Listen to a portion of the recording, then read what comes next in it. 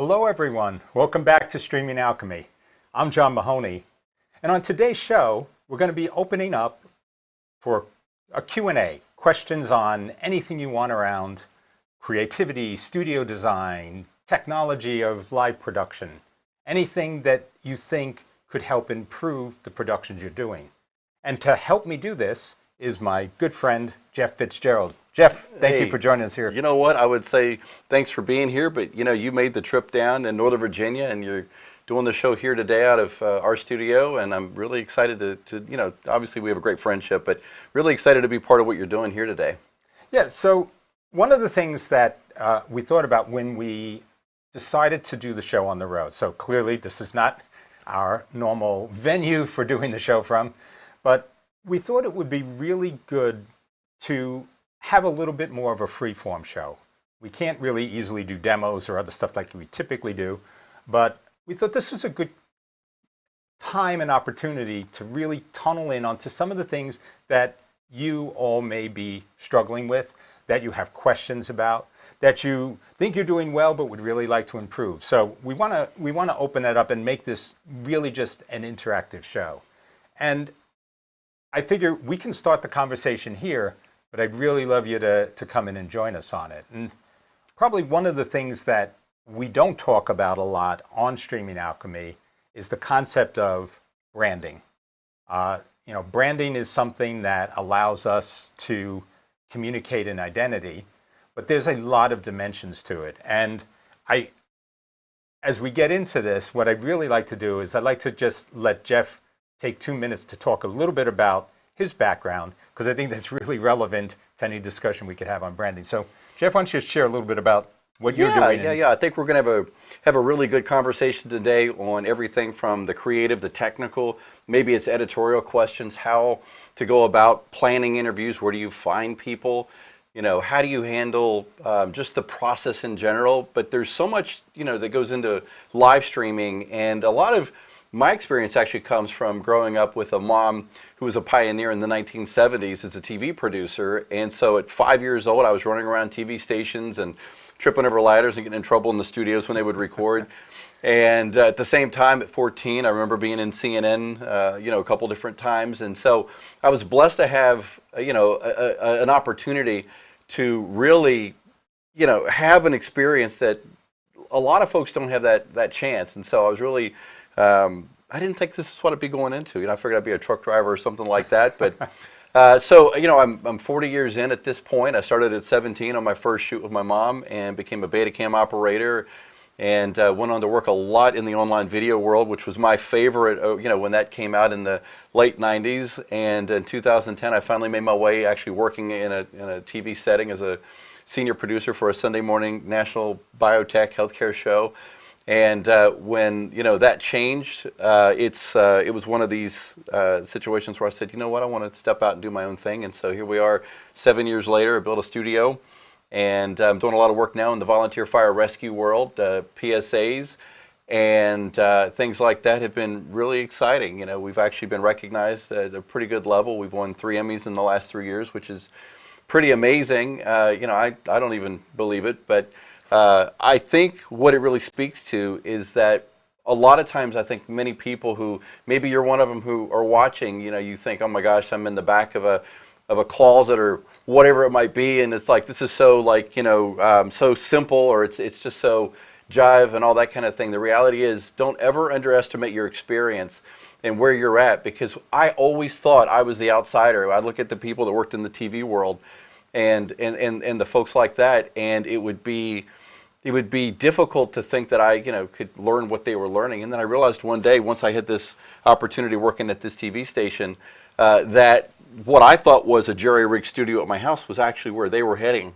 And it was amazing. And so that was 2010. And when it ended in 2015, people were using their iPhones to do news reports with on snow and things like that. And so everybody's come our way. And so now we have this amazing ability to tell a story really from anywhere. You can reach the world from your basement. Well, that's really a good segue into a discussion on branding, because a lot of the elements that you have on an experiential level really play into They do, yeah. your brand. And so talk a bit about your brand today. How would you classify, Jeff Fitzgerald, the brand versus?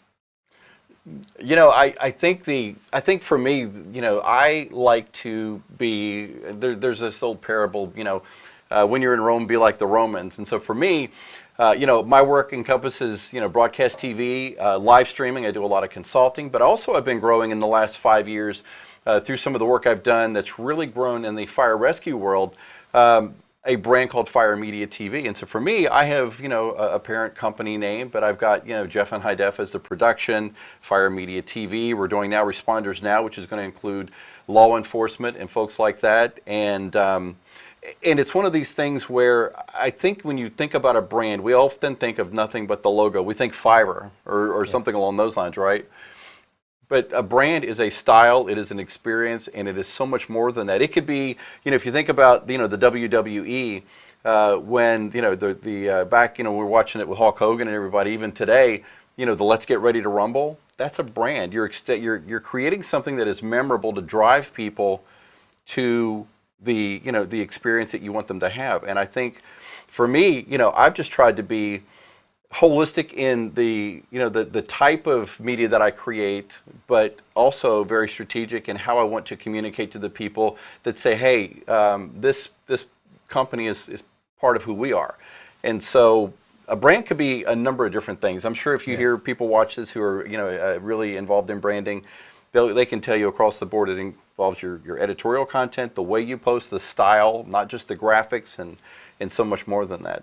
But one of the things that's always struck me is when you find a consistency level inside branding that you can just see a clip of something very quickly and right away that's that company, that's these folks here. And I think especially in the social media dominant aspects of our industry where people are basically scrolling through and you're competing, having that ability to be recognized where somebody sees it and can automatically associate that with you, if you've done a good job communicating with, communicating your value, people are going to automatically stop and be like, okay, I want to jump in there. So actually we have Battle for Freedom's Battle. How are you doing? It's good to see you here. So welcome from Jeff's studio here in Virginia. Thank you for joining us.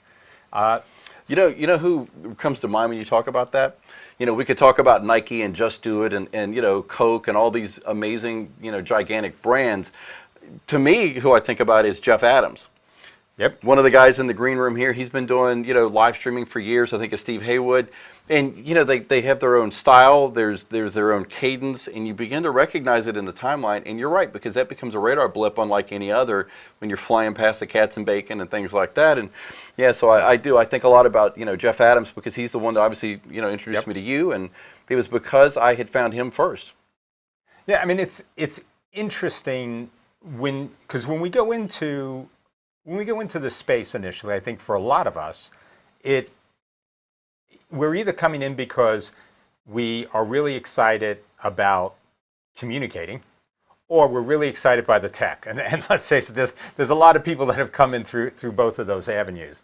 But once you get to that space, I think it's very different. You then need to decide, how do I develop? How do I continue to grow? And how do I maintain the level of consistency needed to be a presence in the market so I can build a relationship with the community? And that's a big piece of it. Ultimately, the difference between what we do in the live streaming arena and what we do when we are in broadcast is that we are building a community, and that community has a level of interactivity and engagement. And you need to find a way in your brand to embrace your community, to represent not just your message, but the community's values and sort of the two-way element of any relationship where you sort of have that embrace of both sides. So I think, as we think about this, if we broke it down for branding, you're going to be talking, as Jeff mentions, about sort of shape, color, imagery, those types of things.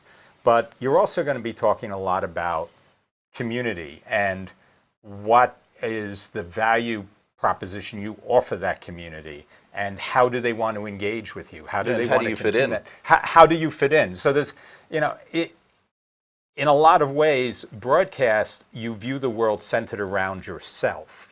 I'm here and I'm creating something, I'm delivering that. But in streaming, I think the big difference is that you start to look at the center of gravity as shifting now between yourself and your community, and you're both in orbit around that sort of core value. That's a good way to and say that it. becomes your brand. And the more layers of branding you can put on that for consistency, for recognizability, you can attract more people, you can stay better connected with your audience. But it's still a very different proposition from what you normally have on. Yeah. So, I mean, you could think of branding really as the personality of your offering, right? I mean, I think that's probably the best way to say it, because when we talk about personality, what does all that entail? It's the way we speak, it's the things that we're interested in, the things that we know that we can share. Where do we bring our greater value into the world? What's our purpose? I'm a big believer in Simon Sinek in the start with why. You can't go to Fiverr, and probably shouldn't do that anyway, but you can't get a logo created until you know not only what you're producing, but why you're producing it. Because if the why's not there, the story's never going to be anything, I don't think, that's going to have a greater meaning to it, which makes it a lot harder for people to take and watch. So we have a few. So RS, let me just jump in. RS, I think, had just said hello to us. RS, thank you very much for joining us here. I really appreciate you taking the time. And now we have Bill Mew. Bill, thank you. Bill's asking about software-based production and the move to the cloud. So will the cloud be the standard in the future? I have my thoughts. Why don't you? I think that's a rhetorical question. I come from, an era where cameras were as big as some of the smaller cars these days. And, the iPhone was a lot for me to embrace, just to say, is this really something that has meaning at a production level? In the last PSA we did, I used some slow motion footage from it, and it was brilliant, right? And so you go, okay, that's kind of neat. It's not what I'm used to, but it's neat.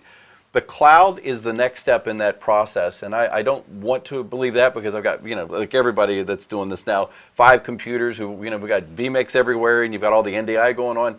But the reality is that if you're doing something that, especially if it's critical, like conference work, or something where your power or redundancy could be a problem, that cloud is what will save you and save that show. And so not only for those reasons, I mean, you look at ESPN, they're not even sending announcers out to a lot of the basketball games and things like that. They're sending camera crews, but everybody's doing it back in Connecticut and things like that. So it's really an interesting moment how the distance is being reduced and the quality is staying really, exactly stellar where it was before. Yeah, I mean, I think when we talk about cloud, we tend to think of it more like it's AWS, it's cloud fundamentally is really just about other people's hardware, if you get down to it, and how do you interconnect all the different components in a production.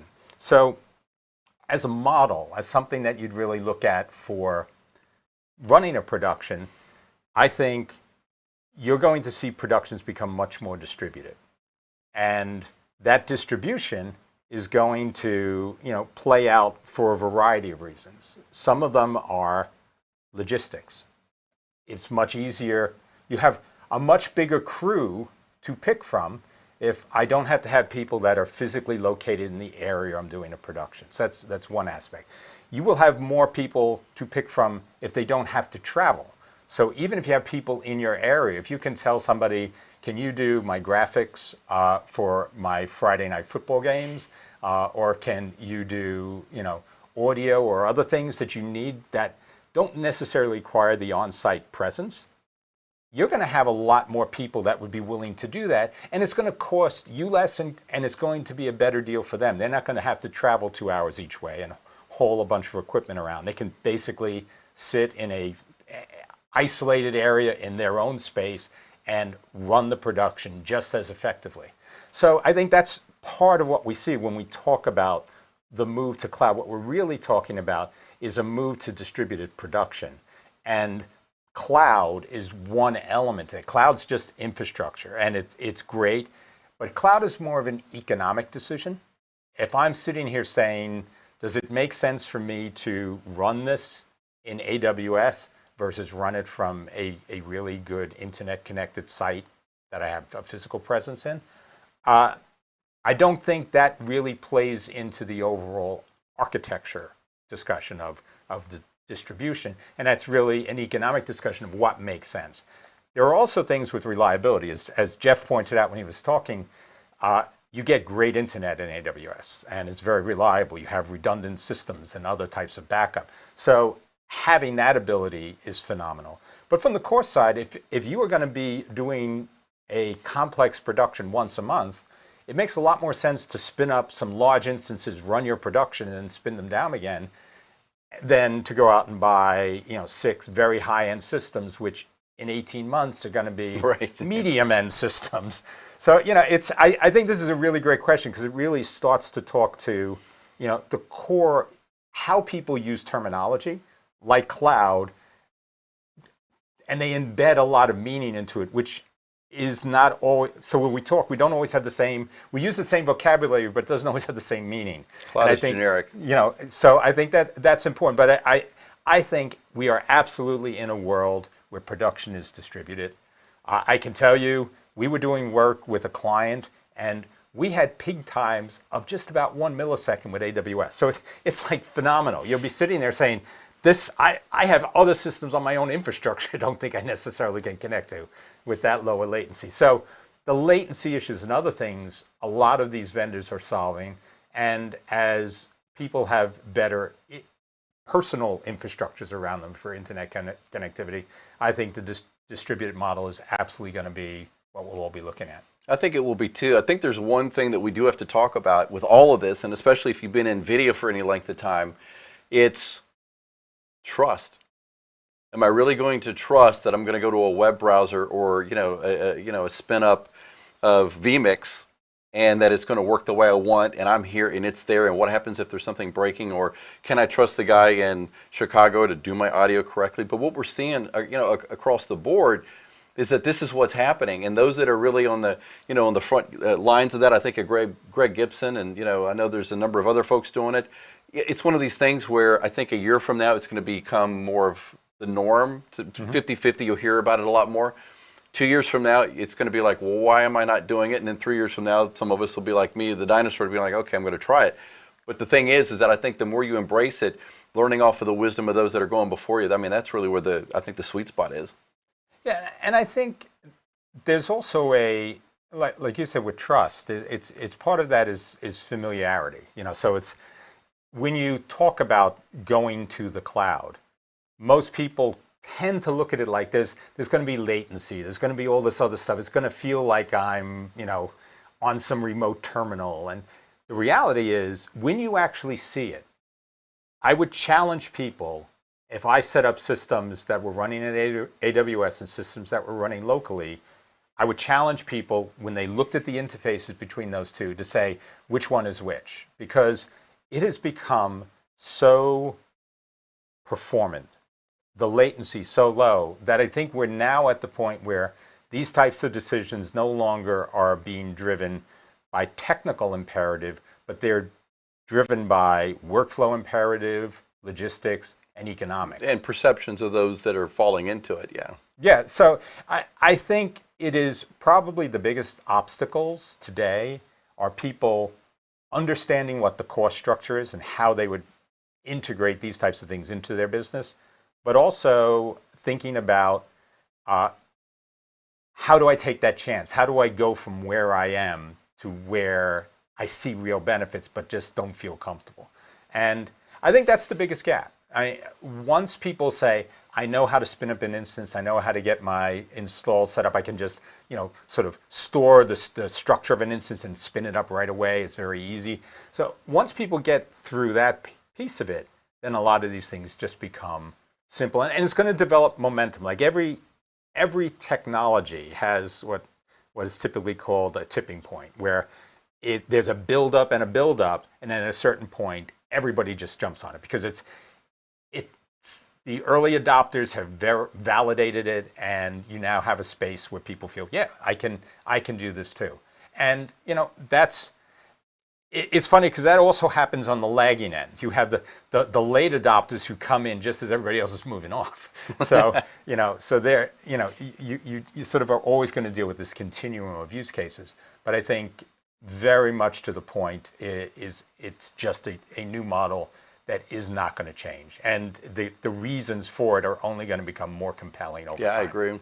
So, so since we talked about this, let's actually talk a little bit about one of the key things in sort of a distributed workflow, which is sort of the automation that goes behind workflows. And a lot of that is how things can be handled with distributed crews, with people that are not necessarily comfortable with executing every individual step. Right. So I think some of the things that we talked about when we talk about sort of distributed production is the ability for people to crew things with people that don't necessarily have to be engineers.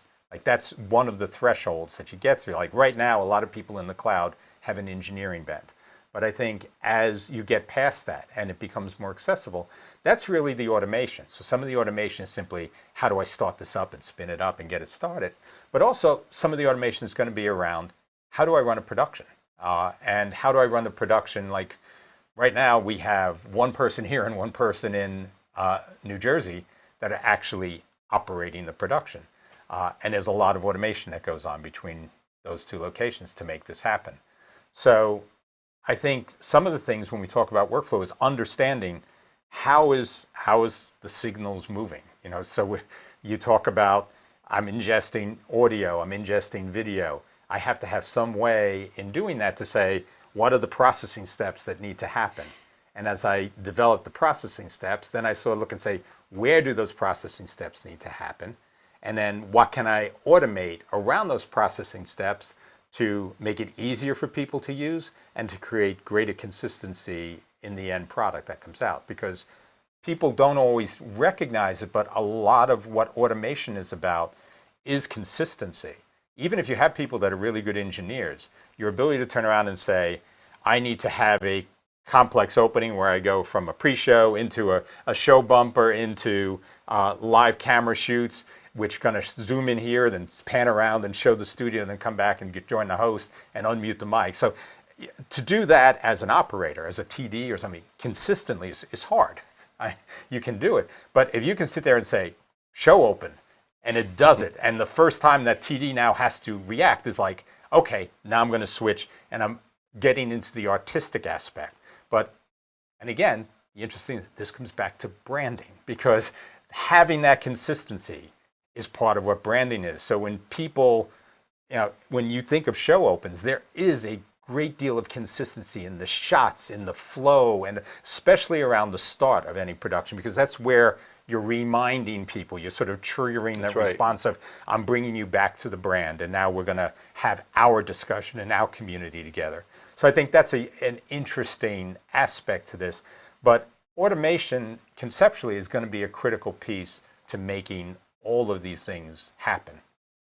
Yeah, and one thing I would say about automation that I think is kind of maybe the unseen hero in some of this is the fact that what is the hardest thing to do when you're beginning to live stream, right? When you're getting ready to go live, I've never been a microphone I didn't like, and I've done, thousands of these kind of things, for a long time, and I still get really nervous, right? Because the nerves don't go away just because you've done it a lot. It gets more manageable, but you end up thinking about it. So what's the cool thing about going show open, and it's got your pre-roll in it, it's got your open in it. You may even create maybe a story in the beginning, and that now it's the live stream's going, you're kind of getting into it, and you're like, okay, I can do this, and you kind of fall right into it.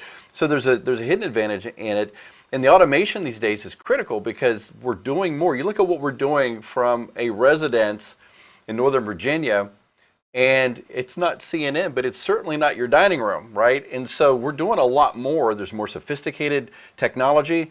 We're asking more of ourselves. We're doing social comments. And so as all of these things happen, you really have to think about how are you going to manage that, and you can't do it if you're hosting. I mean, there's just no way you can do it at 100% if you're hosting. Yeah, and it's also expectations from the community as well. So you really do want to produce something at a quality level that maintains the interests of the community. And people are spoiled for choice. I mean, that's something I think it's easy to forget, but you as a consumer of content only have so many hours a day that you can actually consume this content in. And you have to, that's your currency, your attention currency. And you have to spend that with the people, the communities, the media that delivers the most value, that gives you satisfaction, that helps you improve or learn or grow, however you want in whatever you were looking to get from that media community. So these things are not trivial. You have to really pay attention to, am I in touch with my community? I think one of the things for us that's really important is the interactivity. We tend to have a lot of back and forth in our shows, and having that feedback, that connection, really is valuable. But to Jeff's point about, you start to feel comfortable, you start to feel like, yes, I can produce content of value. I think a lot of this comes down to what happens before you press the go live button. And most people that start in this space don't necessarily appreciate what needs to happen pre-live to make these types of shows work. And it isn't easy. And I'll be honest, some shows are going to be duds. You're going to go and you're going to put something out, and you can put a lot of effort and thought into it, but it just doesn't resonate. And you learn from that. You sort of move from that. But I think once you talk a bit, because you've spent a lot of time working with media, and you sort of understand that it's not the camera shoot, it's what you do with it, and it's not the action, but the scripting and how I love what you said about the show is produced before you go live, right? And there's different levels of what that looks like. I mean, number one, you have to know who, what the message is, what the story is, who the stakeholders are, if you're going to get interviews with them, or maybe it's a pre-recorded interview, maybe it's just you're doing that research. But there's some time invested in it, in understanding what that looks like. And then there are the questions for the community. There are the angles. You're helping people understand a topic. We talk about, Greg Terry and other folks that are doing shows that are news-driven in some ways. And what the host's job usually is in those situations is to say, this is what we know, but this is an angle maybe you haven't thought about, or what do you think about it, right? And so a lot of these things can seem like they're really candid, but they're not. And so you have to really put that time in. And it doesn't have to be 5 hours before a show. It can be if you're like me and you're type A and you want everything to be perfect, and then you forget to go live when you're supposed to. But the reality is, I mean, being serious, you put that time in ahead of time. And what that does is it not only makes a really, really dynamic and strong show, it will absolutely make you a lot more comfortable being on camera, because you know where you're going with it, and you're not freaking out because you think you've got 10 minutes of content, you talk for 2 minutes, and it's 8 after, or something 15 after, and I got 45 minutes of this, right? So I think there's a lot to be said for developing a show and what we call a rundown. What are you going to do within that show? First minute is welcoming people, not 9 minutes into it. You want to get on with your content, catching somebody with a tease at the beginning, and then having that mainline story up front. And then maybe as you go through, you're bringing out other things and other topics. And this is only one form, right? I mean, that's more of a TV news type of a thing, but it depends on what you're doing. If you're like Lee Love, who does this terrific show, Photo Mentor TV, where he's interviewing some of the world's best photographers, this insightful type of an interview can take really the framework of almost 60 minutes, meets NPR, meets your own style, that kind of thing. And so a lot of different forms to how you do it. But at the end of the day, you definitely have to know what you're doing and why you're doing it, and just put a little bit of the legwork in the beginning, and I think it'll really pay off in the end.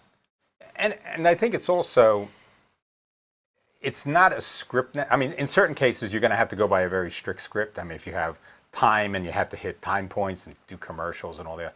But for a lot of the things you do with the community, you overproduce the content. You basically are sitting and saying, I want to make sure I have enough content, but I want to see where the conversation goes. What is it that people are engaging with? And be comfortable spending the time there. Don't feel that I wrote this down and this is it. And so, once that ship has sailed, it's just got one course to take. It's not like I'm going to do this, right? Yep. Right. But and the idea is you're right, because sometimes you'll come up with some really great content, right? And it's like, well, you've got 5 great things, but maybe you're running out of time. You need to just kind of know which one of those things you want to go to. It's like, okay, this is my priority. This is the message I need to get out. These things would kind of be nice to support it and do it that way. But obviously in live streaming, you don't have to worry about that tight time period. That's just, I mean, some people do, but you have a lot more freedom here. And so, yeah, content is everything. Yeah, so I'd like to remind everybody, we have, an open for Q&A here. So anything you want to ask, please just put it here, where this conversation is sort of free-ranging around a lot of different things that we don't necessarily cover. So it's one of those things where, we want to drive this by what you guys are interested in. So Sergio, he said, send a parameter using get to Google Sheets to move to the next row. Unfortunately, I probably can't give you a direct, meaningful answer to this here, but there are ways to control Google Sheets. If you're in vMix, you can actually do next row and previous row and work with data sources that way. I would have to look inside of the Google scripting environment directly to talk about how you could do gets to move to rows. But inside of something like vMix, that is definitely possible. And I think there are actually shortcuts that will let you do that. I don't have it in front of me, but I think there are shortcuts inside of built into vMix that will let you move to the next row and the previous row inside of data sets that you're taking into through Data Source Manager. So that should be something you could definitely do there. So you say, in a script call, a sub or a function.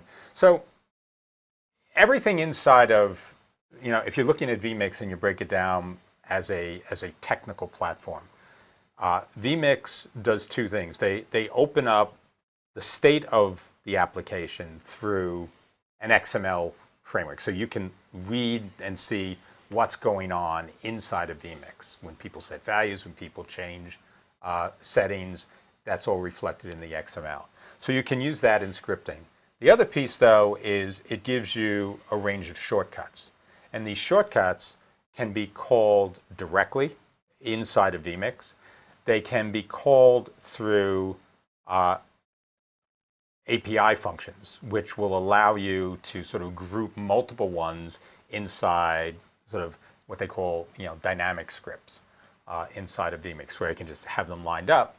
But those same functions also let you write in things like Node.js or Visual Basic for full scripting, where you have a lot more logic around this. And so, to your specific question about a script call or a sub or a function, this would be something where there would be an API function for this. That API function could be called inside of vMix, and you could use something like a Stream Deck to sort of next row, previous row through your data set. But you could actually do that same call in to say, all right, I'm now doing this through a full script. So I could be doing something which says, when I switch to this input, bring up this graphic, and then start to go through these rows and wait every 5 seconds or 10 seconds between each row, so I can do a nice graphics display for that. So that could be easily done from a scripting point of view, but you're using the same core function, whether it's as a vMix shortcut, an API call, or using that API call in a larger script. So I'm sorry I don't have in front of me that I could easily look up and tell you everything exactly, but that's the basic model that would be going on with this. So let's see. So you have a volleyball match with 3 remote cameras, 3 signals via SRT to a remote location. What is the best way to synchronize the signals? Okay, so there are a few things. Good question. technically, there's two things you can do. So one of them would be in things like Bird Dog Cloud, you have the ability to create a master camera that the others will sync off of, even though they're all coming in remotely. So that's one way to do that using sort of an SRT style framework. The other thing is to use Newtek's NDI Bridge, which will do the same thing. And you can, in there's sort of like a gen lock. What do I want to use? Which camera am I gen locking the others to? This will give you that sort of frame accurate lock across multiple IP-based sources that will let you have, when I cut cameras, I'm never going to see like the hand back here and then the hand back there on the next shot because they're sort of out of sync and it looks weird. So you can do this in a very concrete way using both Bird Dog Cloud and NDI Bridge. SRT on its own, like is the way SRT is built into vMix or the TriCaster directly, it doesn't have that gen lock capability. At least, I don't believe it exists there at this point. So you would need to use some sort of tool like NDI Bridge or Bird Dog Cloud. But there are other things. I mean, High Vision has the Makito encoders, which do SRT, and you can sync multiple cameras. So a lot of different things around hardware products as well as the software products we're talking about. But that's how you would do it if you were working to cover multiple signals and keep them all clocked like you would in a traditional. These are all tri-synced and all the cameras are on the same frame delivery schedule. So that's definitely something that is available to you today and things like NDI Bridge are free tools. You can basically download it and use it now. So BBZ, hey, thank you for joining us. BBZ has commented then on NDI Bridge, and it actually does. I mean, we talked about cloud, so all these things are all interconnected. Bridge is a great way inside of AWS to bring in cameras and to bring back feeds. So again, in a distributed space, you may be turning around saying, I need to have different people accessing video streams for different purposes. It may not be and actually, let me just checkpoint for a second here. One of the key things as you start to look at workflows is that when you are in a distributed workflow, you can be sending video and audio to different locations that are not your primary pipeline. So, in a traditional model, it's sort of, there's this ingest, there's this whole processing pipeline, and there's this end product that gets pushed out. In a distributed framework, you end up now with saying, I actually have something that is, this is going to my sound engineer. This is going to somebody who's doing onboarding for remote guests. This is going to somebody who's doing CG. And these are the signals that are going to monitor things inside the studio. So all of these pipelines now can sort of spring off. And that, something like having Bridge in there for a variety of these different streams that you need to manage can be a phenomenal benefit. So definitely, thank you for pointing it out, because it does work very well in AWS and in sort of distributed environments generally. Yeah, I think the question points to, when you talk about the synchronization, I mean, that's one of the things I would think about if you're not familiar with the cloud. Like, how do you do those things, right? Multiple sources coming in, frame rates have always been a problem. And I mean, even with musicians, that's the big thing that during COVID, everybody was actually recording their little boxes of the choruses and bands playing, and they would edit it later. You think the day is going to come when we have latency to the point where we can literally do, like, I could be here playing my bass pretty loudly, by the way, but I could do that, and somebody could be in Cleveland playing drums and do something like that? Well, I think it's very interesting for when you get to the synchronization you're talking about. It's two-way. Is two-way, and that's a much more difficult thing. I mean, ultimately, when you're dealing with things like NDI sync going outbound, you are really talking about delaying things different amounts to get everything to line up. So you're using this as your reference, and then you have to make sure that you can get everybody to the same time sync frame before you release it for the next you know, the next bucket of bits that get flying down the pipe. And the other way around is much more challenging because that is real time. You know, you're basically sort of sitting there going, I need to, when I'm playing, I can't wait to hear the bass for 3 seconds because that's what we needed to do to sync everybody up. So what I think you'll end up with for a lot of these things which are musical is that you always had things that were called click tracks, where it keeps everybody on beat. You would be able to do things where you could do sort of like a guide track that could go out to everybody, and that can be synchronized. So everybody is getting that guide track at the same time, and they're playing back to that track. So you can then say, however these signals come out, and I can sort of sync them up after, I know that each individual musician is in sync to the guide track. And then I know that when I put them together, I can get them all to be in sync with each other. So it's sort of that, in sync to a third party that everybody. So in reality, everybody may be playing their music a little differently, a little bit off key, but through the system, everything sounds like it. I mean, there's been some platforms that have tried that kind of thing, but I find it interesting. I mean, all of the movement toward the cloud is only making things better in terms of speed. All of this is forwarding, new technology and innovation, and I think that, I remember the days when I was my first internet job was managing a 400 pool modem setup with 356K modems, and everybody had the opportunity to get on. It was like you get on and get off really quick and that kind of thing. And here we are today. Look at the speeds. We've got 10 gigs coming. We've got FiOS here, and it's unbelievable. And I think as the issues that were formerly limited by technology are solved, we're going to end up really starting to have to rethink the workflow side of this. And I come back to that a lot because it's really critical.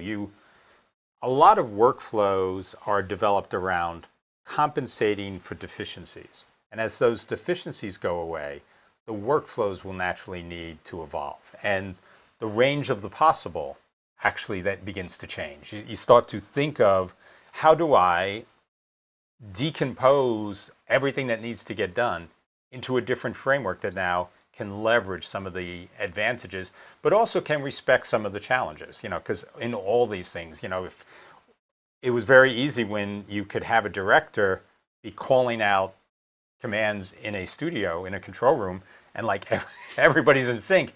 Now you're sort of sitting there going, now I have to deal with people all over the place, and how do we create a language and a vocabulary that lets us do these types of things as these workflows change? And I just posted something to somebody who asked a question on Facebook a couple of days ago about there is a vocabulary in production that is very, very rigid and agreed to, that when directors say what they want done and how that has to happen, that's all there. Like, when do I want to ready a shot and take a shot, or push a camera, or do all these other things that are part of that vocabulary. That's really well established. But a lot of these things now, where I'm bringing in remote guests and I need to do different things with these remote guests, what is the vocabulary for that? We haven't necessarily developed it. So part of the challenge as these workflows evolve is for you and your production group, how do you create these new vocabularies, these new processes that can support the new types of things you're doing that don't have direct equivalents to things that were done in a production in the past. So that's just another, it's a sort of a little bit of a sidetrack, but I think it's an important point. We are developing workflows for things that never existed before.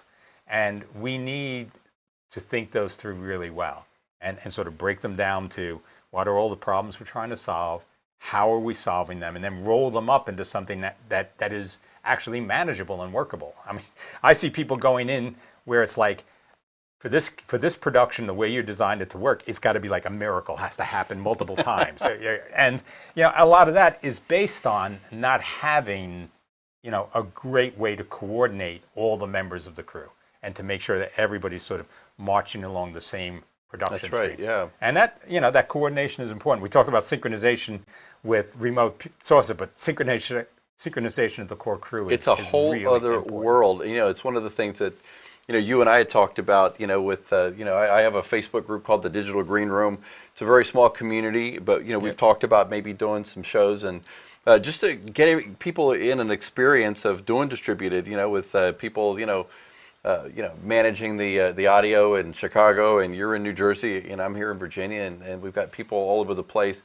And you're right, because it's not just bringing in your remote guests. I mean, obviously, terrific shout out for Live to Air. It's phenomenal to bring in guests, but there's more to it, right? And so it's you've got people that you have to manage, and you have to be able to, like you said, the lingo's got to be in play there as things evolve and change. But it's an interesting moment we're in.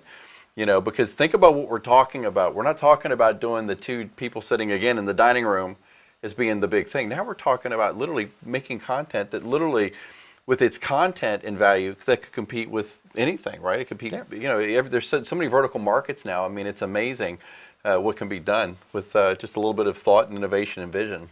Well, what's funny is if you look at a lot of the broadcast community, some of the things that make it on air, you'd be like shocked. Oh yeah, this looks like something. This looks like something that came out of my basement. So you'd be looking at that. So I think it's a very different world, and like I always tell my friend over here, we can't let the perfect be the enemy of the good. And that's right. So a lot of these things it's not a question of necessarily having something that is 100% where you want it, because the truth is nothing is ever going to be 100% where you want it before you go live.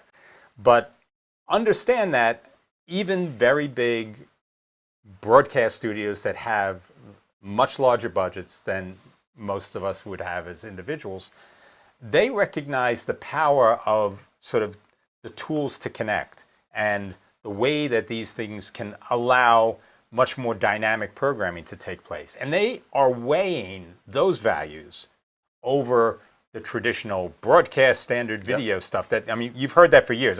Everybody, when the web came out, oh, that's not broadcast standard. But now it's sort of like, well, maybe it is now. So I think, though, that's a real signal to all of us that we should be much more focused on what is the value proposition we're bringing, and do I have the tools to deliver that value? Not, is it going to be perfect, but is the value there? Can my community get the value from what I want to produce? And don't wait, because the other piece is you won't get better by thinking about getting better. You'll get better by doing it and failing and being able to be like critically aware of how the last show went and say, what do I need to improve and change? And the other thing is your community. If you can develop a community and build that type of relationship, they'll help you too. I mean, I think that's a great thing. Is I have people all the time talking to us about things they'd like to see, things that we could do differently. How could we, do different types of shows? And that's really incredibly valuable to us. The same way it is like when we develop a product, having that type of feedback. So it's the same thing. You have to look at what you're doing as something that will continue to evolve, and it isn't going to evolve until you get it out there and start to grow and improve. Well, and you think about like what's the worst that can happen. The good news is in the world we're in, it doesn't matter if you make mistakes because of the fact that people usually don't remember. There's that digital sediment that's going on. And, what's the worst? If you do something really insane, you end up on ABC News like the guy with the babies doing the Zoom interviews during COVID. It's not that big a deal. But I do want to just for a minute, I know we're, usually this is a technical discussion, but I do think it's important to talk about the creative because I am the one that's guilty of wanting things to be perfect before it's ready. And John has been a great mentor and encourager in those areas. And it's one of these things where I think as a creative, you begin to put your own value in something that in and of itself should have its own value. You think, oh, this has got to be my, my art to the world. And in reality, people are like, hey, that was pretty cool. But you do more of it, then they begin to appreciate it more. Maybe it's done through a different route in a different way like that. But I think that's very, very common with my creative crew out there. So, yeah. It's tough, and you know, I think anybody that is inherently creative is going to feel that urge to, I want it right. This is me out there. You know, it's like you're imbuing it with something like much more Like personal to Braveheart, people. right? It's like, yeah, it's like, You know, and I think, you know, there are things, there's a place for that. And this isn't a question of how do you do something that's second rate or that I don't really care. But it is a question of understanding when enough is enough. And there always used to be this sort of unspoken thing in the music industry where, you know, no song or record is ever complete. It's just abandoned and they put it out. And, you know, there is a bit of that. And you have to know when it's like, you can't wait to say I'm abandoning it because I don't have any more time, I don't have any more money, so we'll put it out. It really comes down to, these are the things where that extra effort makes a difference in what people get out of the product. And these are areas where it's just, I would love it to be better, but it doesn't make a difference in the end quality of the product going out. yeah. You know, in terms of the value people get from it. So I had a manager one time put a no tweaks for 2 weeks on me because I was working way too hard on something that was really important. It was an opening video for 40,000 physicians and blah, blah, blah. But the thing is, it was going to be seen one time. And, you know, you think about the difference between TV and live streaming. TV, the reason why that doesn't happen, people don't get balled up with their creativity, is because you're on such a rigid schedule that if you can't hold to it, you don't work there. And it's literally, the clock is what drives the form, you know, and it has to happen. But when you're live streaming, you get into like, oh, I want to do this. Let's put up, you know, colored lights everywhere, right? And that kind of thing. But there's nothing wrong with that. But you're right. You've got to move on it if you're going to do anything that's of any real value. And so, yeah, it's definitely something I think has a lot of challenge for some of us, and sometimes it's I think well worth it, because I think, you know, when you put your heart into it, you always come up with a better product, hopefully. So Bill had a question about the setup that we're using here. So let me talk a little about it. So we have two cameras. So one is a PTZ camera over here, which we'll actually do the moving shots. So we have 3 shots that are coming out of this camera. So this is a close-up on myself. There is a close-up on Jeff. And then we have a very wide 2-shot that we can use if we want to pull this together for you know, any type of sort of broad overview of what we're doing here. So that's really the 3 shots we have. And then we have another camera right here, which is our main shot. And that's the one that we use for sort of talking. We have under the cameras 2 confidence monitors. So whatever way you look, and I'm sort of out of my own environment, so I'm not particularly smooth with where I look with everything. But we have, you know, the camera over here with a confidence monitor right under it, and the main camera here with one there. All the comments when they come in are coming up across the bottom, so we're seeing basically the comments that we're putting live, and that's how we're reading it. Normally in studio, I have a screen with all of the comments that are coming in. Again, we're working in a, you know, sort of a hybrid environment for this right now. We're running the production on a laptop, so we have a single laptop which is running vMix and Caster, which is we're using to stream to YouTube and to Facebook. And we have a live to air system which is feeding in, which probably is a good time for me to remind anybody, if you want to come in and join us here on the show, we do have a link, and we'd love to have you here to join us and ask questions. Yeah, and I know you don't do enough of it, so I'm going to do it for you. By the way, the camera here is actually a DSLR, a Panasonic GH5. Live to air is something that if you have not taken a look at it, I know the streaming media has got voting going on right now in a couple different categories. We really want you to go out there and support NeuralNet and support the work that John and his team have done for live to air, because if you've used any of the other products, they all work really well for what they do, but there's no ecosystem involved with them. It's beyond how many people you can get on screen. It really involves the audience being able to participate and do greater, bigger things, and to have the ability to manage people. For the tech heads, if you've ever heard of a saying or a lingo, mix minus, you know what that's like. That first thing you think of is going to the cable closet and finding 50 different XLRs to make sure that you can hear, but these people can't because of feedback. Live to air takes care of every bit of that. And if you're interested in it, give us a call. You can see what it looks like today, and I'm sure you, obviously, I think you can hook them up with a demo so we can see what it looks like and things like that. But it is really a phenomenal piece of software. And John is my bud. I've told him a million times, it's the sleeper software of the decade, because once you get into it, you realize that it's not just about having people on screen, but it's how you manage them in the in-between. You can pull from hundreds of people and bring them right in, and you have that metadata and all kinds of great stuff. So I think it's absolutely phenomenal. Thank you for sharing that. That was an unsolicited plug. I also do reverse mortgages. But the last thing I want to say about what we have set up here is we actually took all this in basically two road cases, and it's all hooked up via NDI. I mean, we couldn't do this without NDI, so we are using a couple of Flex 4Ks for the feeds from the cameras into vMix. We have a Flex 4K out, which is feeding the confidence monitors. So that gives us, sort of an output from vMix into the monitors.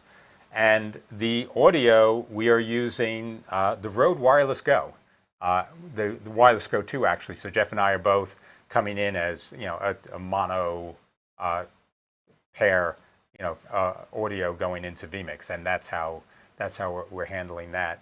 So it is something that we put together, and we're using a Stream Deck for automation. So we normally run our show on TriCasters. So getting this to sort of shoehorn into vMix over the last day was a lot of fun, and it just the ability to actually take something we could move around on the road, we thought was just a good thing to have in our back pocket. So yeah, hopefully that answers the core question. I think so. I think that you covered everything. I mean, obviously you can do anything you want with your room. I don't know, Matt, I know just for a second you kind of showed a little bit of the fire stuff, but I do a lot of work in the fire rescue world. So usually I'm sitting here talking to members of different fire companies and things like that, but I've got a whole wall over here, which is a whole other set. So some of the things you can do if you've got a little bit of room, and this room is literally 12 foot wide by 16 feet, and the ceilings are normal size. I don't have that real height up there. A lot of work had to go into kind of making it look a little bit better and things like that, but it's neat because you have the ability to change up a look. If you put a camera over here, now you've got a whole different brick background. You light it, these lights are the newer RGB 660s, can run on Bluetooth, and so you can make things nice and moody and do what you want to do with it. And then the next moment we're doing Streaming Alchemy here on the road. So Matt, there was another question. I just saw it pop up while we were talking here. Hey, it's our bud. Hey, Junaid, thank you for joining us here. I'm not sure who the beautiful people you're talking to are, but has to be Matt. Yeah, it's nobody on this end of the lens. But Junaid, why don't you, if you have some things that you'd like to share? I know you do a lot of work with getting people to build studios that sort of reflect what they want to do, and you do focus a lot on branding. So if there's anything you'd like to share, either post in the comments or give us a call. But it would be great to get your input into this, because it is something that you probably see a lot of people on a weekly basis that are trying to figure out how to get that message communicated. And I've seen your befores and afters on this, so that's something. Yeah, they're if you could share, that'd be great.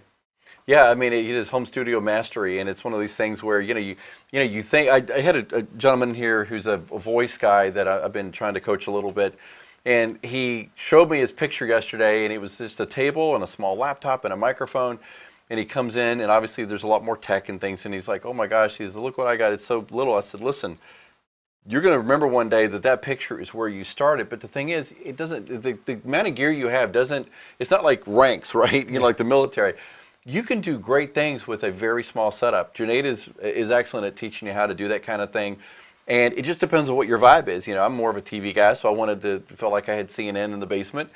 But you don't have to go that far. You can do great things, and you can build all kinds of great things in the background, bookcases or whatever. Or here, I've got fabric displays I create, and you can do whatever you need to. So, yeah, I mean, I think when we talk about gear and we talk about studios, people tend to ooh and ah over, I got all the gear and all the flashing lights and all the processing chains. I'll be honest that all of those things are barriers to going live. I believe that too. And the simplest way to go live is really your cell phone. So I mean, just starting there. You know, I can just put there in the moment. I can communicate some message that I want from anywhere I'm at. So as devices go, that simplicity is your friend. And I think there's a role for having more complex equipment in your studio. But once it becomes something where I don't want to go live because I got to turn on 50 things and I got to run all these tests and I got to do this, then it starts to become something that is a hindrance to you. So I think you really have to think of everything with purpose. Am I adding a piece of gear because it looks good in my rack? Or am I adding a piece of gear because it's letting me reach my audience, talk to my community in a way that enhances the conversation? And like I said, it's the good being the enemy of the perfect being the enemy of the good. It's the same sort of thing. If it does add value, but it stops me from going on, it stops me from communicating, then it's net negative in terms of what you're giving. And so you have to always sort of weigh this. And you also have to weigh potentially having, what does my studio look like when I'm running it by myself, and what does my studio look like if I have somebody else helping me? I mean, I'm really fortunate. We have Matt here and Joe back in New Jersey who do our normal shows on Friday. So we have them here doing this, which makes a huge difference in terms of, you know, our ability to put the show together. But if this were a simpler show, if this were simply Jeff and I here with an iPhone between us and a wide angle shot, we wouldn't necessarily be delivering significantly less value. And I think that's one of the things. There's things we can do, but if we couldn't do those things, we still have a way to connect and to deliver value. So that's something else to keep in mind. You know, it's just technology is a beast, and yeah, especially when it doesn't work. Yeah, I can. And you're so like, I could speak to that. You know, I do a little show. Was doing it for a while, called Profiles in our digital green room, and I decided in 2021, I think it was about a year and a half ago, that my 14-year-old Mackie mixer was getting old. So I bought this beautiful X32 because it was so automated. You could do so many great things with Stream Deck. You could do all this great stuff. What I didn't realize is it's New York City inside of a box. That any one thing you do, you're like, oh, I should have done this over here, because there's different layers. And it's one of these things where if you're hosting, you can't get into a moment where you're trying to remember where something is. Is it on bus 16 or 9 or whatever, and you're having to do something over here, even if it's automated, because what happens is it takes away from your content and your conversation, and then you just kind of look like you're just kind of like, you know, listening to somebody in your ear, that kind of thing. And so I think that your point about starting with an iPhone is brilliant, because there you begin to understand, number one, that your content is always going to be the top thing that comes out from your company. It's not the look. I mean, it's nice to have the, you know, whatever look and vibe you've got. We talk about branding, but the value you're going to share is going to be the same with an iPhone or with a big studio. And these are cute little things, but they're not the things. And so, and I know people who have 80,000 followers, and all they're doing is literally sitting on their couch with an iPhone.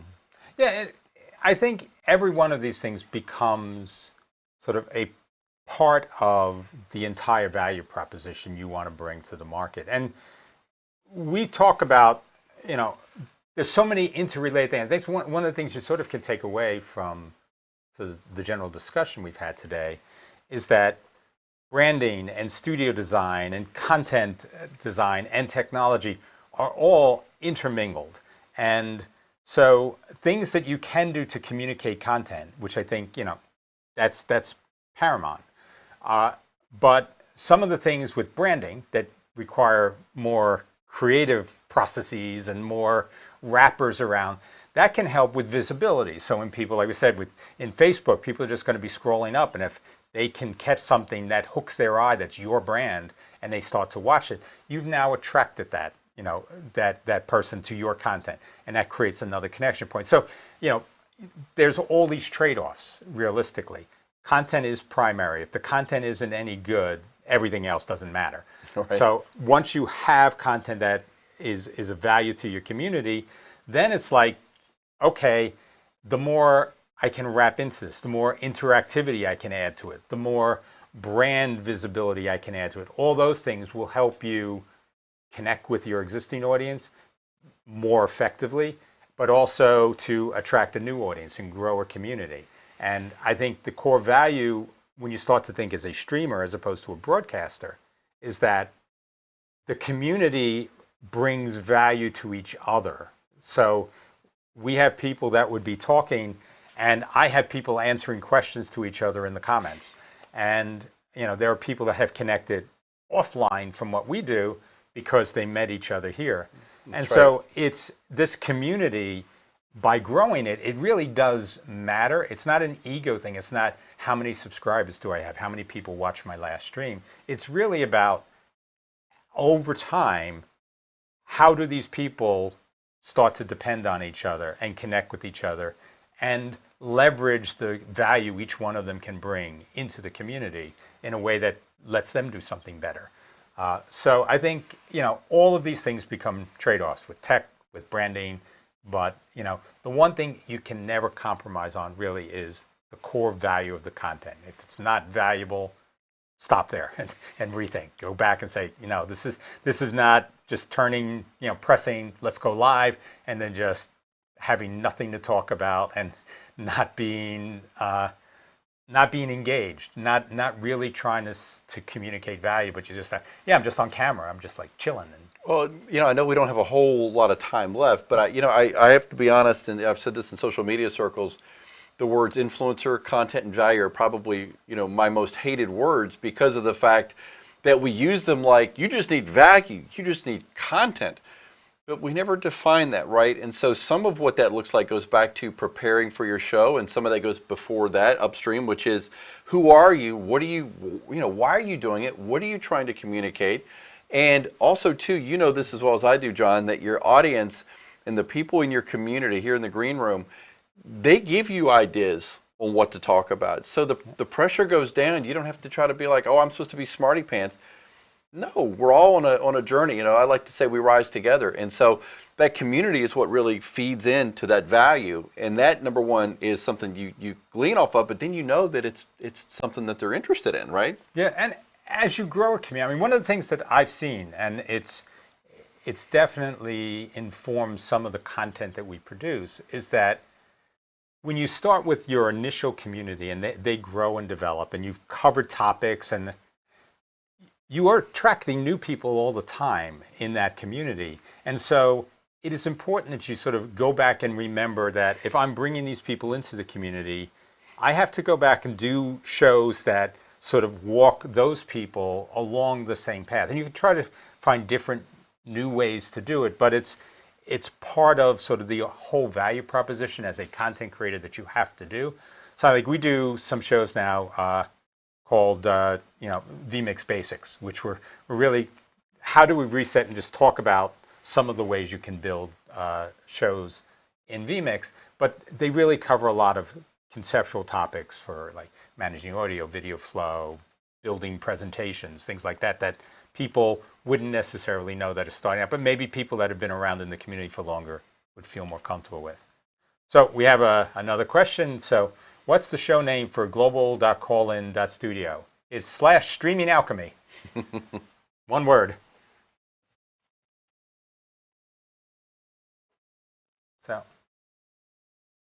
So all right.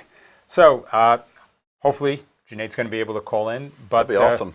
If we have any other questions, I know I just keep pushing it, but Sweden Online, than't you.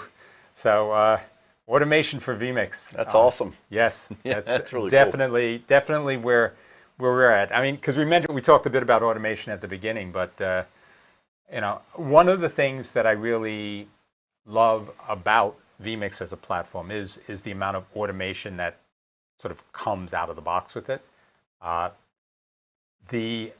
of the things we've done though is inside Streaming Alchemy, we started to look at Node.js, which is a more development focused tool, but it allows you to do scripting that becomes cross-platform. So as opposed to saying, I look at my entire world when I'm dealing with automation as being vMix-centric, you can start to come back and say, my entire world is now workflow-centric, and vMix is a component of my workflow. It could be OBS, that's a component. There could be live to air, that's a component. There could be an encoder, that's a component.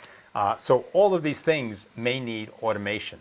And so when I press one button, I want to do something in this system and something in this system, and then call up this scene in OBS to composite everything, because that's going to be my video display behind me with guest calling in. Yeah. So these types of things now, when you start to look at automation at that level, it changes the way you start to think, because now it really comes back to, I'm not automating my, how I'm doing a switch or how I'm muting or unmuting mics. So you start to look at the whole thing.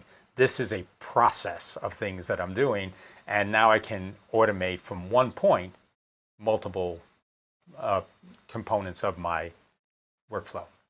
So, yeah, and that's important, because as the more technologies, platforms, everything in between comes online, Yep. That's something you need to be ready for. So we have somebody here, I think. So, Hey guys, how's it going? Hey, hi, how are you?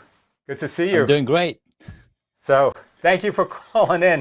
When Absolutely. we were talking about studios, it was like you came to mind. So I definitely thought it'd be great if you wanted to share something about sort of your experience with what is it like working with people who are starting with something very basic and are looking to develop a brand and an identity. The one thing that you mentioned a lot of the times, get started. Because if people keep staying in their mind and focus and like overanalyzing what I need, as opposed to building on the muscle of the speaking muscle, of the talking muscle, I think that's where that's another thing that holds them back. So what I've been discovering is people have been working and they are starting to become more comfortable on camera. And as they're on this journey of becoming comfortable on camera, they're like, okay, I've got this figured out. Jeanette said, get started. I'm using my phone to record videos. I'm creating content for YouTube. But now I want to go to the next level. And those are the folks that are then coming to me like, okay, Jeanette, what's next? And I've been really fortunate to know the green room, because I got to work with Jeff on one of my clients, where he's like, hey, I don't have a whole bunch of time to put stuff in my background. And Jeff's like, oh, we can help you with that. And he's got a really nice canvas background that Jeff was talking about earlier. yeah, the superset backgrounds. It's something I'm actually going to be introducing. I've been selling these to friends and clients and colleagues. They're 10, 12 foot by 8 foot, but they're vibrant. You can do all kinds of great stuff, including the pro tip, which is you can add the depth of field into the background so that when you got it up, it looks like a much bigger room. And and it's amazing, Junaid. I think of you with what you've been able to do. You made me think of something where your studio should never be more advanced than you are. Is that a good way of saying it? Oh my God, I love that. Absolutely. Because we're all nerds and we like shiny objects, right? We think, hey, we want to hit the button, let it do the work. But the hard work is knowing who you are, knowing what your value is, your why, and getting out there. No, you're absolutely right, because it's so easy to spend the money, right? You might say, okay, my wife budget says. is small. That's why I sleep in the backyard. Let me put this out there, right? You can go and buy $250 shoes that athletes use for marathons. Does that mean that you can go run a marathon tomorrow? No, sirree, because you got to put in the reps.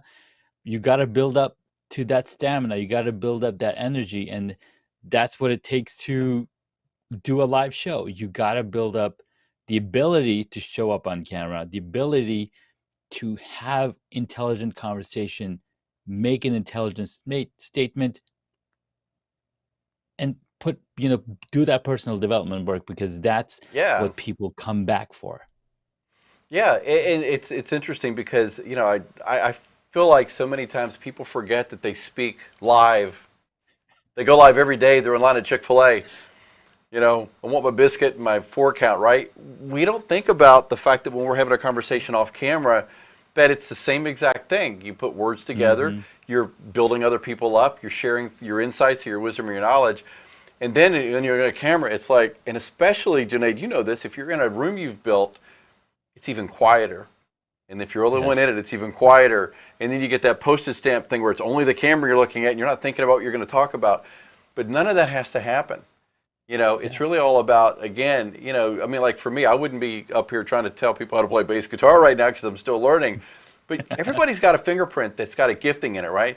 And so if that's your lane, John, the professor of live streaming, you know, you look at this, then you've got something to offer. So I think maybe one of the things too with that, Junaid, would be partnering your vibe and your video with the thing that you can speak to, right? I mean, 100%. You got to bring out your personality, and that's the thing that I tell, you know, folks that, hey, once you built that muscle of and who your personality is, and people don't talk about the boring stuff. We were just having a conversation earlier today. People only will show you, oh, look, I was in my rags and riches, in my rags, and now I'm in riches. Nobody talks about that middle thing on how they do it. Yeah, 30 that's years why, in between. Exactly, 30 years in the middle, 10 years in the middle. Every overnight success takes 10 years, right? Because they're building that muscle. Yes, we could talk about Tony Robbins and how long it took him to be the person talking on stage, or even with Gary Vaynerchuk. All these people, they put the work into themselves. They put the investments in themselves so they can come and talk about their experiences. When I first started and when I first turned the camera on, I started laughing because I was like, what am I supposed to be saying again? Right? It takes a Well, lot of work. it does, but the good thing about that is that I love what my pastor says. He says embrace the awkward and go forward, right? And it's like sometimes you just have to understand you're going to be uncomfortable in certain things, right? And so I think that's the power of what we're all talking about. You know, we're in a moment unlike any other time in the history of the world where virtually every person on some level, especially if you obviously are in America or a country that's got great internet and things, we're in a situation where you can reach the world with pretty much any design, you know, any message that you want. And you can do it in a way where you can reach a lot of people.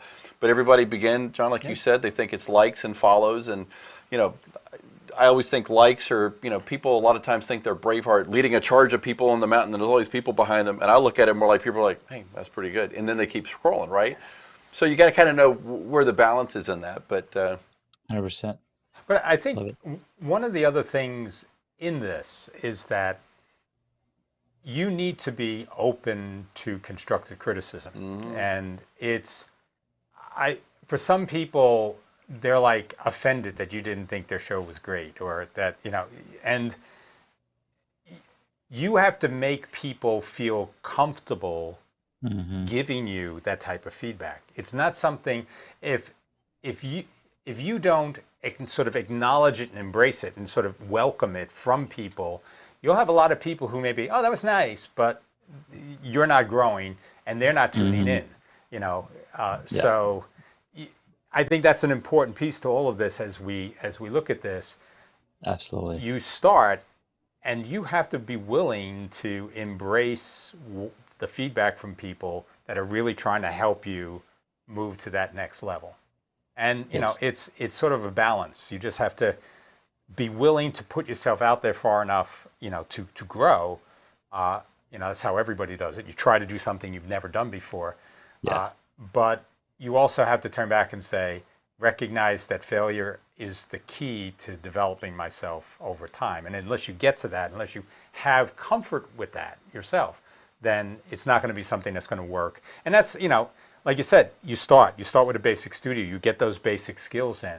And then everything you do really is a balance between improving myself and improving the ability to communicate that value that I'm developing in myself to others. And but it's sort of like a budget balance too. You don't go and spend $10,000 on a high-end camera, have terrible audio, no backdrop or lighting, and be like, yes, I got this great camera, and it's just like, and then you have nothing to say. So it's like, have something to say, have the tools to communicate it effectively, and look at all of them as something that will evolve over time and grow over time. Absolutely. 100%. Yeah, we're on a journey of growth, and like you said, you got to have that growth mindset to be able to take that criticism and also look back at your own stuff to say, okay, I probably messed up over here. I can do this better. I say, we were always competing with ourselves, just like the greats, Kobe Bryant, Steph Curry, Michael Jordan. They competed against themselves, against the time clock. That's right. Yep. Well, I'll throw a shameless plug in for the Digital Green Room. The tdgr.tv is a great place. If you want to join it, it's a private group, but it's exactly the place where you can find trusted help with positive feedback. It'll be honest feedback, but it's the kind of place where you can get real-world answers. And that's what I appreciate about John and my friends Lee and other folk that, Steve, people who've really spoke, into my life to help me try to figure out, like, what are you trying to do? Because sometimes we think we got to figure it out, and then we forget, like Junaid said, you forget there's 30 years in between. You think one milestone and another, and there's all this great story in between, I think the other piece to this, though, is that everybody, the trick to magic is making it look easy. And so everybody looks around, you look around everybody and say, oh, it's just so natural for them and they can do this and they don't have insecurities, they don't have anxieties, and they don't, and the reality is we've been taught not to show that and not to share that. And so you push that back, and that's your inner self. And then you just go out and communicate confidence and success. And the reality is everybody that is a creative has self-doubts. They, am I just failing? Should I keep doing this journey? Is this journey worth it? And I think if you get to that, that's the good place to have a community. The Digital Green Room is really good that way because because it's a private group, and we do sort of inside this group, there's a real sense of camaraderie and support.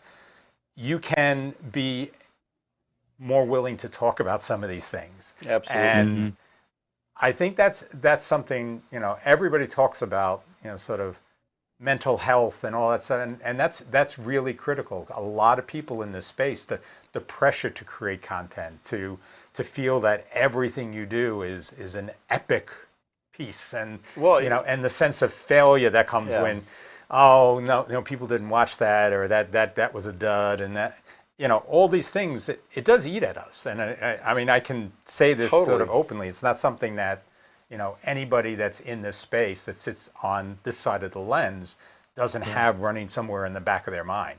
Totally. It's a lot of work that we're talking about on top of life, right?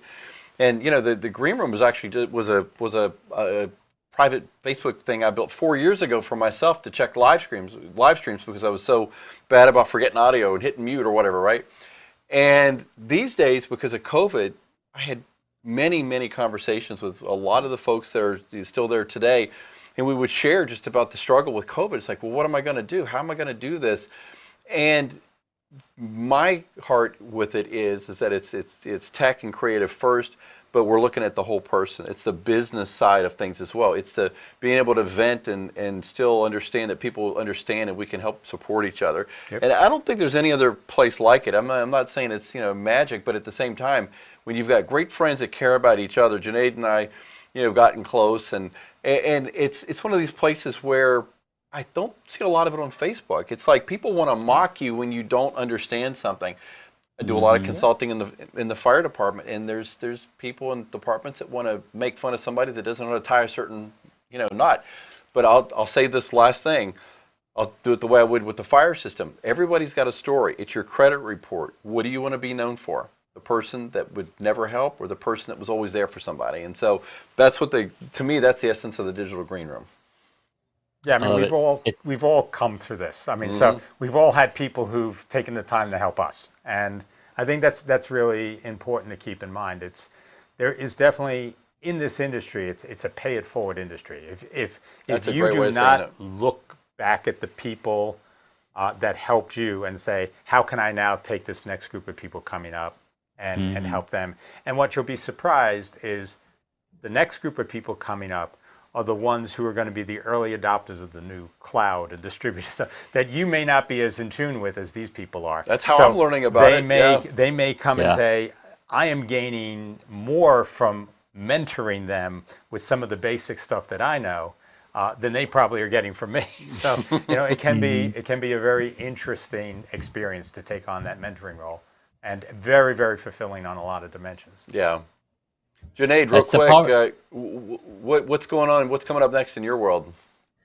Well, we're heading out to San Diego next week for Traffic and Conversion Conference. We're actually showcasing a studio in a box unit. So it's called the GoBox Studio. So I'm partnering with this gentleman from Japan, and this is basically putting all the stuff that we've learned inside a box. And so that's something that's coming up. That's cool. The second thing that I wanted to mention was it's the power of community. Human beings love communities. When I was watching videos on YouTube around beekeeping, I ran into this one video and the guy was like, hey, if you really want to become a beekeeper, you need to go join a group of local beekeepers. That's the only way you can move forward. I wanted to bike, and they were like, hey, you need to come join this group because we're cycling every Tuesdays and Thursdays and Sundays. So if you come join, we can bike together, talk about the problems that we face. And that's exactly what the Digital Green Room offers. It's a community of streamers, production, TV artists in one place where it feels like we're on the same freeway. And the reason I Because we talk are, about yeah. freeways is, right? The reason I talk about the same freeways is because if you're on 495, you're going to be able to relate to somebody in the next car more than somebody that's on Route 80 or Route 95. Yeah. Right? There's that conversation. So thank you so much for the time. I really appreciate it. Oh, this is great. Thank you for calling in. Yeah, really awesome. appreciate it, Junaid. Absolutely. I was like, hey, there's an opportunity for me to come and talk to you guys because you're not too far from where I live. And I was like, whoa, I'm missing out on this party. And then I saw the URL. I'm like, okay, I'm jumping in. You have to jump in. And by the way, you look wonderful in live to air, 6 or 12. I'll be your compensated endorser. No, but I'm glad you said that, Junaid. I mean, you've been an amazing inspiration to so many people, bud. And you're like the essence of positive vibes. So we love you, and I appreciate everything you do here and what we're doing in the green room, and certainly for showing up. Thank you, brother. Take care. Take care. Thanks, Junaid. Bye. Bye. All right. So we've been on now for about an hour and a half talking about all different sorts of stuff. So it's probably time for us to do a wrap on this. I want to thank everybody for spending the time with us. Everybody that asked a question, thank you for that. Hopefully the conversation covered things that you're interested in, but please, in the comments or on the replay, just if there's other things you'd like us to be talking about, we're happy to jump in. And as Jeff mentioned, the Digital Green Room is it's a private group, but if you want to join, you just go onto Facebook and apply to get in, and we should. And they can do that with the tdgr.tv, yep, www.tdgr.tv, and it'll bring it right to the page. So I mean, I think this could, part of being in a community is sort of that sense of contributing as well as receiving, and that's a good place to do that. So yes, with sort of that as a last word, I want to say thank you to Jeff for hosting me here and letting us sort of barge in and set up a studio inside your studio. That's okay. And I want to thank all of you guys out there for taking the time to be with us. Take care, everyone. Thank you. See you later.